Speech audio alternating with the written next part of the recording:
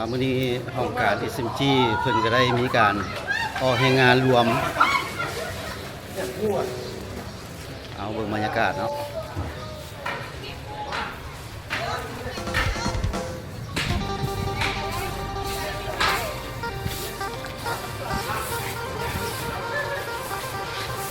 การออกแห่งงานรวมเนาะสำหรับเพื่อเฉลิมฉลองวันเด็กน้อยสากลแล้วก็วันปลูกต้นไม้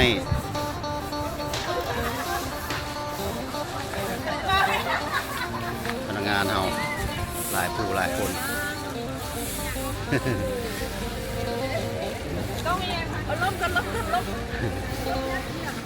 เอาอนามัย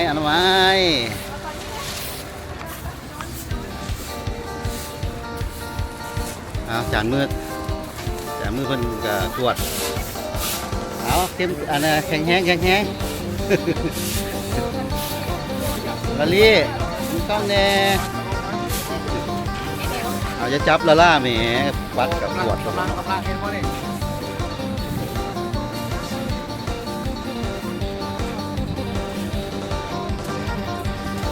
าข้าพเจ้าจะบันทึกภาพไปก่อนเนาะจักหน่อยสินะออกงานนำข้าเจ้า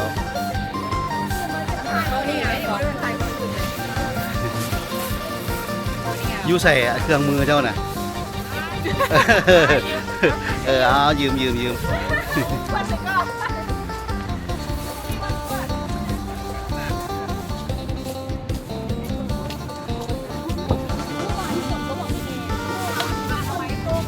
เอากวดนั่นแหละเอาไอ้ดมเรากำลังแจกเครื่องมือในการอนามัยในครั้งนี้อุปกรณ์อนามัย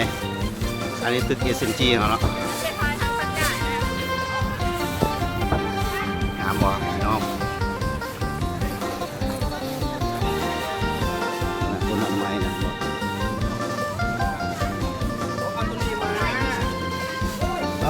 ทัวลึกแท้เอาลงข่าวแท็กซี่ได้ไหม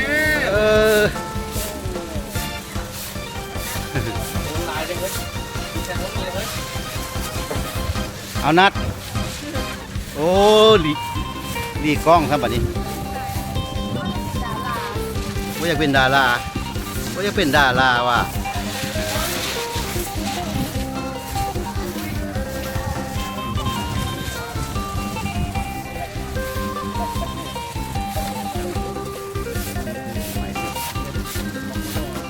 ตอนหับวันปลูกต้นไม้แล้วก็วันเด็กน้อยสากล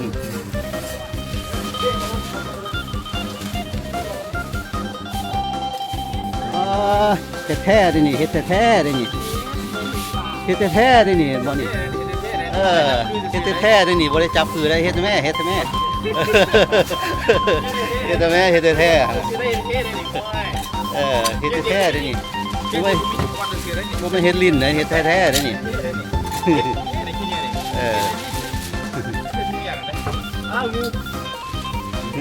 โอ้งูอย่างนั้นนะ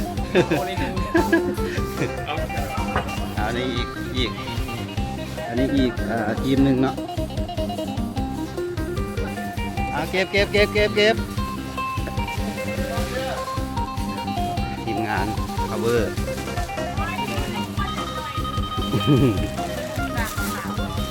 ทีมงาน power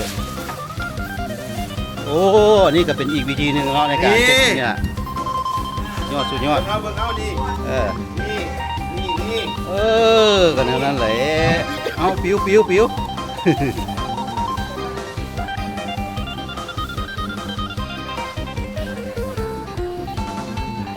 โอ้คักแน่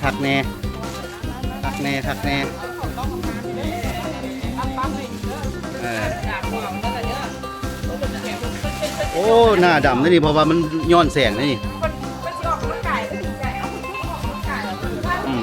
ป่องแดงตั้งใจเบิ่งมันบ่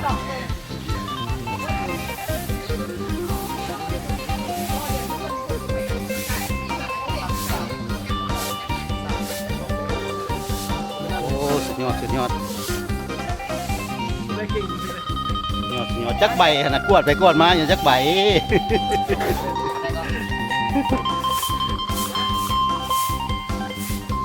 เอาพนักงานทั้งเบิดเนาะอยู่ตึก SMG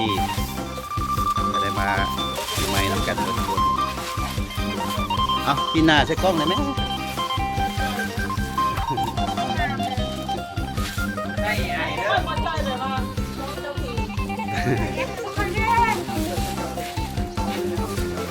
อันนี้เพิ่งเริ่ม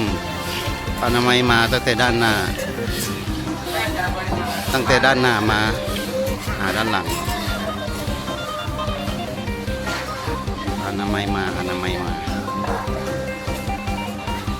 อนรับวันปลูกต้นไม้เด้อ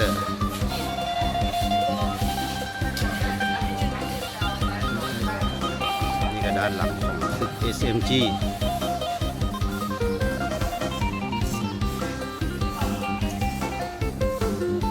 เนี่ยมันก็จะไล่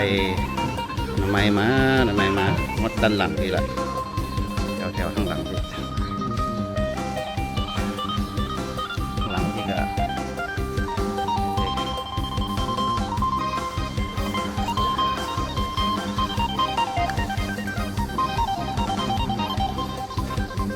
ข้าพเจ้านี่ก็เป็นเก็บกำภาพมวนมาโบเฮ็ดเวียกได้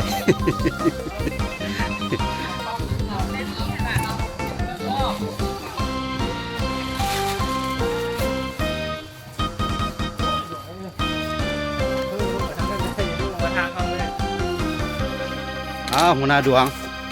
เป็นอย่างฮะน่ะ ทำลาย ทำลายผมไม่นทำลายเขาเอิ้นเก็บเมียน ใช่ไหมทำลายเลยนะเท่เลย นี่แล้วบอกโอ้ยใส่บ่ได้เลยแล้วบ่ก็เอาไป เขามันเรืออันน่ะเอาไส้เรือนะจะบอกบริษัทมีเงินหลาย พูดน่ะโอ้ ใช้ ย คอมโพสิตกับทุกทีมโลด อย่าว่าสันเม เอาเลยสิ บ่อันกวดเฮือนกันยิ้มเด้อซะตัวหมดเนาะโอ้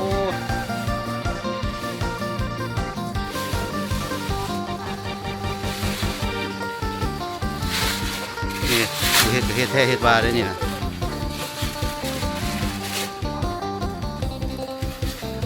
โอ้นั่นน่ะมีอันคีบอยู่หว่า มีอันคีบอยู่เนาะแล้วก็ได้เนาะ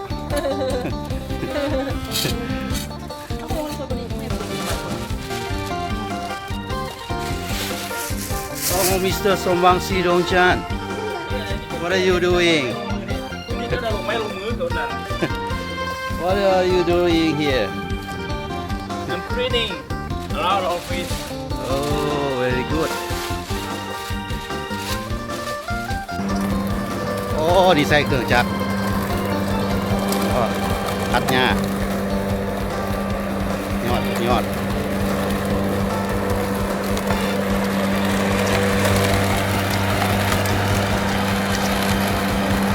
จักรไฟฟ้าคนนั้นเครื่องตัดหญ้าไฟฟ้า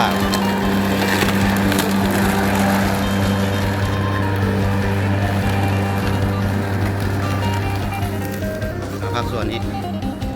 หน้ารัดเพิ่นก็ได้มาลงมาออกให้งานช่วยไอ้น้องคือกันเด้ ที่เป็นเดือนรวมเด้อใช้ SMG เอาในการรวม ออกให้งานรวมบริษัท SMG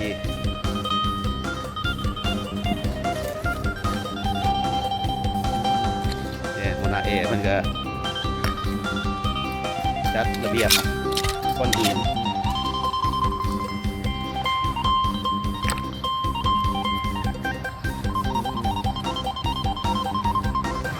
เนี่ยบรรยากาศไปเลยน้อง SMG SMG SML SMP เอาเบื้องหน้าเราดูนี่นะเบื้องหน้าเรานี่นะ เราเมื่อยนี่นี่ไหนมานี่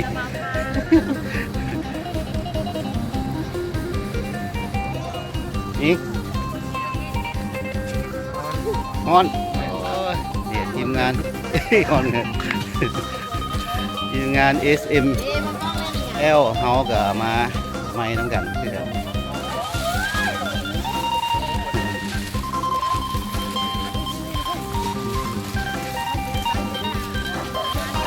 แต่ละคนนี่รู้ว่าบ่อยากเข้ากล้องหมดเนี่ยสารวัตรโซฟา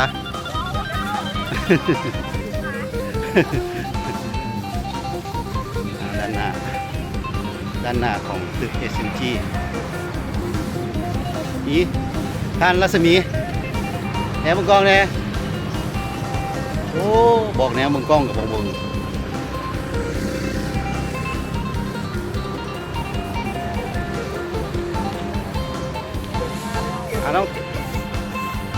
น้องทิ้งหน่อยกวด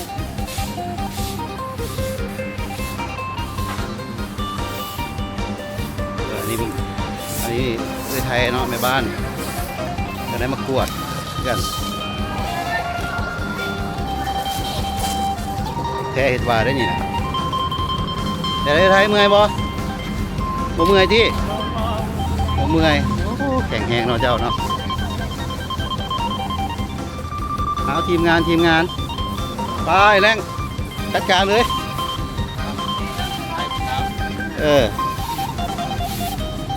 สุดยอดได้เพิ่นนี่ก็ได้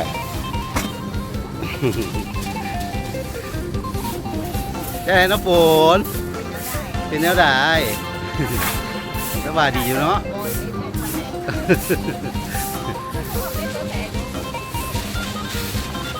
แต่น้องเบ๋เหนื่อยบอโอ้เวลีกูดไอ้โดมเลยเมื่อยบ่ไอ้โดมโอ้คัก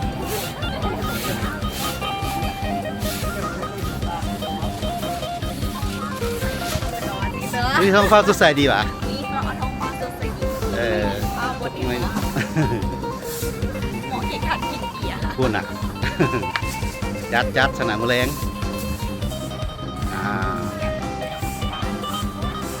จบคลิปไปเพียงเท่านี้เนาะ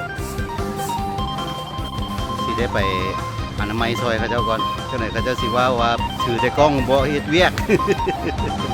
เอาวันนี้แล้วเพิ่นก็ถ่ายรูปรวมไว้เป็นที่ระลึก